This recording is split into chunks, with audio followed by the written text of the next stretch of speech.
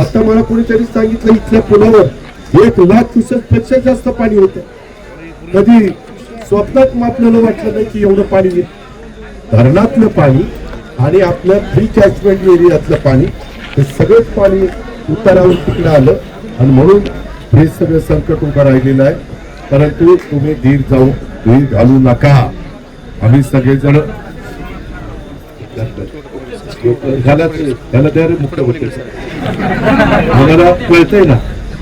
आम्ही काही इथे गोटे खेळायला आलोय. त्याला एवढं सकाळी 6ला सुरू केलं बाळा मी करमळ्याला. म्हणजे जे काम करत ना त्याचीच मारा. बघा ना आता एवढं जीव तोडून चालतोय. आतून पण एका ठिकाणी जायचंय. आम्हालाही कळतंय ना. आम्ही लाडक्या बहिणींना आज किती मदत करतोय. आज 45,000 कोटी रुपये वर्षाला तिथं मदत करतोय. शेतकऱ्यांची वीज माफी केली 20,000 कोटी रुपये भरतोय. इथं साधू मल्हार माझा कार्यकर्ता यांनी मला रात्री फोन केला की दादा असं असं इथं परांड्यामध्ये झालंय, भूम मध्ये झालंय, पाणी आल्याचा प्रयत्न करू. मी तुम्हाला एक गोष्ट सांगतो. सगळी सोंग करता येतात, पैशाचं सोंग करता येतात.